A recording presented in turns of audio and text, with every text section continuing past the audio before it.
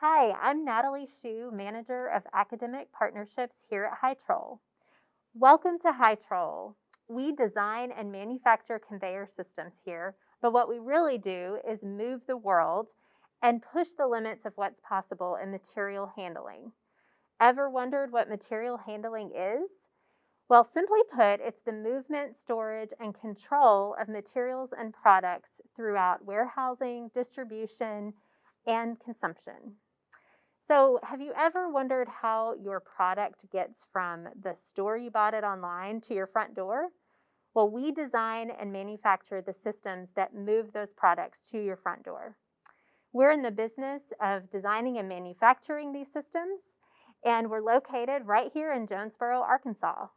So, I'd like to share a little bit about what we create and how we do it by chatting with a few of our experts across the business. We're here right now with Ben Moyer. He is our Director of Engineering for Hytrol, and he directs all engineering efforts for Hytrol. He ensures that our designs are innovative, they meet customer expectations, and align with our manufacturing side. So welcome, Ben. Thanks, Natalie. Yeah, so tell us a little bit about how many people you supervise. How big is your group? Sure. Well, the Hytrol engineering team is made up of over 85 people right now, and that includes engineers, CAD technicians, lab technicians, and product managers.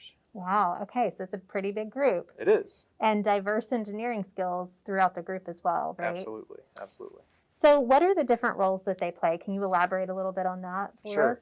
So our team is broadly focused in three areas. We have product innovation, design, engineered solutions, and then we have design engineering. So product innovation, that team is responsible for developing and implementing new technologies and new products and taking those to market, standardizing those in a way that we can then configure. And that's pretty much what our engineered solutions team does. When somebody orders a piece of a conveyor or equipment that we don't have in our catalog that's not a standardized design, that team will take and customize that for the specific layout for that customer.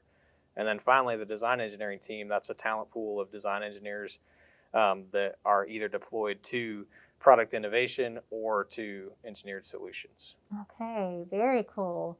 So tell us a little bit about how your STEM background or maybe your employee STEM background plays a role in your daily work. Sure. So, STEM, obviously the E in STEM is engineering, right? And so all of the skills that you would think of and associate with engineering, whether that be math, science, applied, are applied in the engineering field, right? So really the applications of math and science to develop and design equipment and solutions for our customers that meet their requirements. Okay, very cool. So as we look to the future, and automation obviously is going to only increase, tell us a little bit about what the future of that looks like for material handling. So, it's a really exciting time to be in material handling in our industry. With e-commerce, the growth in e-commerce, we've seen rapidly increasing demand. Our market is growing, and because of that, our customers are looking for innovative solutions that not only can automate their processes, but also make those processes more intelligent. So what do I mean by that? When we automate a system, we're really trying to augment the human presence, make that system operate more efficiently and effectively. Making it more intelligent really means using the data that the system is collecting to be able to optimize and, again, increase throughput and efficiencies for our customers and reduce error rates and inaccuracies, so that when our customers and end users are applying our equipment, they're getting more throughput through their facility, and they're doing that more efficiently and more accurately. Okay, that makes sense. Well, thank you so much, Ben, for your insights. It sounds like engineering plays a huge role in what Hytrol does and moving material handling forward into the future. You're very welcome. So before we dive into more careers at Hytrol, let's take a look at our Technology Center, where we design and iterate new products, and we also house our research and development, or R&D team, in the facility. So let's take a look.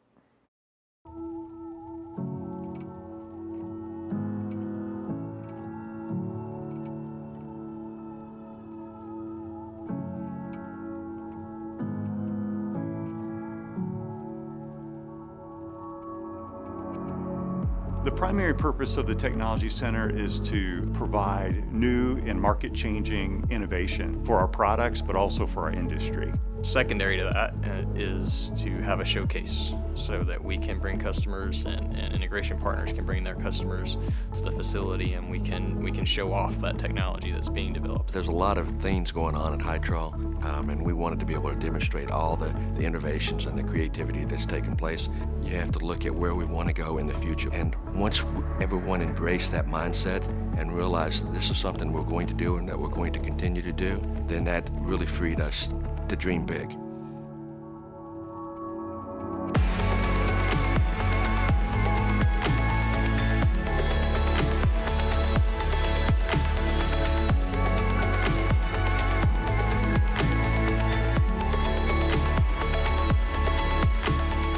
We have the demonstration areas, which allows us to showcase our products, and about 90% of the products that we offer to the marketplace are in there.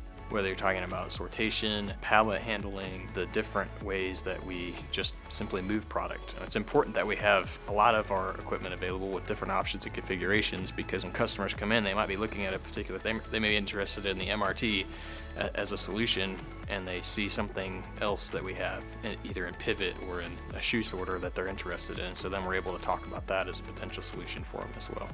Adding a second level to the facility was really kind of a requirement, because we wanted to add the demonstration area on multiple levels without expanding the footprint, and still get all of the different functional areas that we wanted within the building. By basically doubling the space that we had for our product showcase area, we're able to connect more of the systems together. More of the loops are connected and communicating.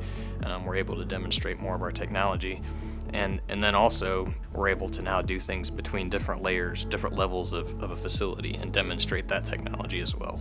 Well, the future of this facility is amazing, and the opportunities that exist for it. I think number one is it should show the marketplace that there's a huge investment that Hytrol is putting back into the business in terms of research and development. We needed to create that lab space for the R&D team to be able to come in and work on projects and work on all the innovation and the creativity that's taken place. Having a dedicated space where we can try new ideas and it's not in front of the customers, and we're not worried about, is it going to work the first time, which is how you come up with new ideas. You try something, it doesn't work, you try something else. And I think having that space where the engineers and the technicians can try things and fail forward is important. And then also the office space itself.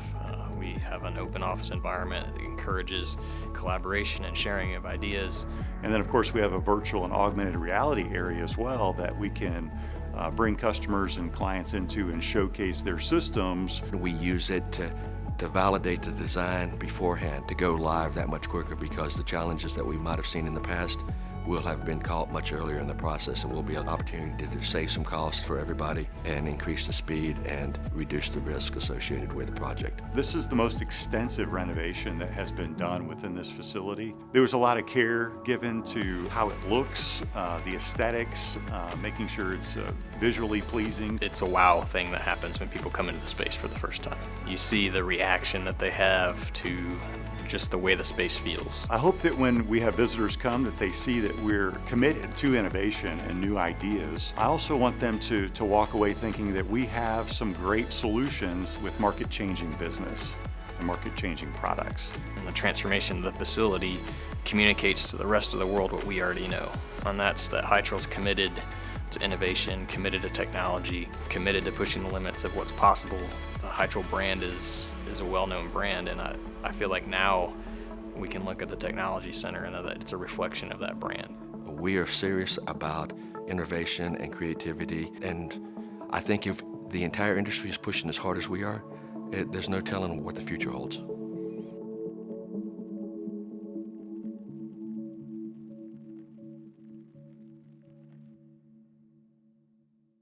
Well, today we have Tony Sarton here. He is our manager of production, and he's responsible for our power and gravity assembly focus areas. Thanks for joining us today, and we'd love to talk to you just a little bit about the manufacturing side of the business. Thank you for having me. Absolutely. So Tony, tell us a little bit about your role and what you do kind of from a day-to-day operation standpoint. Most important is oversee our safety of our areas, quality, and then our output each day. And then once we kind of cover that in the beginning of our morning, we communicate our plans, right? And then help oversee and do everything we can to execute to the plans. That's great. That's great. So tell us about our manufacturing facility. I mean, it's huge. Do you know how many square feet it is approximately? Yeah, it's about 700,000 square feet. Wow. Okay. So to put that in perspective, I mean, I'm thinking like how many football fields is that? What, probably 3? Probably so. I think I've heard that before. So what is the layout like? Like when we get an order and we manufacture it, like what areas does it go through in the facility? Starting at one end is what we call our fabrication end, is where we basically start with raw steel. Yeah. Is where we're going to cut it, put a hole in it, you know, by punching or laser cutting it. As it comes through our laser cuts or our punching machines, then it's going to go into our forming with our brake presses and our then right into welding. From welding, now it's ready to leave our fabrication area and go into our powder paint system. Once it's hung on our line, after about 2 hours throughput, it comes out of a powder paint and goes into our general assembly, and that's where they're doing the final kitting to making a conveyor, where it meets our purchase parts together to our manufactured parts. And then now it's ready to be delivered to final assembly, and there's where we actually take all these components and build it to a drawing to make a final conveyor. Wow. Okay. So there's a lot of different job functions and skills involved in every single department or layout of the manufacturing facility. Especially when all the way from starting of the cutting of the material to assembling the material. Wow. Many skill sets. So tell us a little bit more about assembly. So what skills do you typically look for or think are useful when you're hiring a new person? For assembly, mechanical skills is very, very strongly needed, also as well as math. Okay.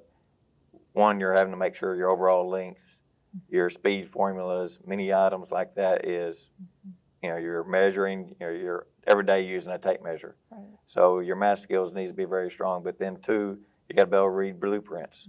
So you're taking an assembly drawing and you're looking at a cart full of parts, and you're having to take your mechanical skills and apply them by making those parts to a completed assembly drawing or conveyor. Wow.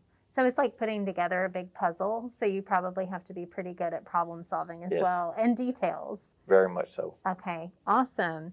And finally, just looking to the future, tell me how you see the upcoming generation, kind of the next generation of our workforce, of your workforce, playing a key role in the manufacturing space. I tell you, efficiencies and innovation is going to be very key for us to continue to be competitive out in the market, and for us to continue to be more cost effective and continue to grow as our company. With these, the job skills is being a manufacturing engineer, brake press operators, welders, controlling robotic cells, all the way through assembly of more efficient ways of assembling our products as well. So many skill sets are needed to help us be more innovative in the way we process things from one process to the next, and then two, just being more efficient about it. Well, that's great to hear. It sounds like there's just a number of jobs that are going to be needed in the future, but currently we have so many cool technical roles that people don't necessarily think of, from, like you said, welders to CNC operators, all the way to assembly, which I think you're almost like an engineer when you're putting these pieces together of this massive conveyor system. Very true. So we appreciate your insights today. Thank you so much for sharing about our manufacturing side of the business, and we appreciate your time. Thank you for having me. So as you can see, we're constantly striving to lead the way in material handling. We hope you learned a little bit more about who we are here and just how big material handling is within our global economy. Thank you.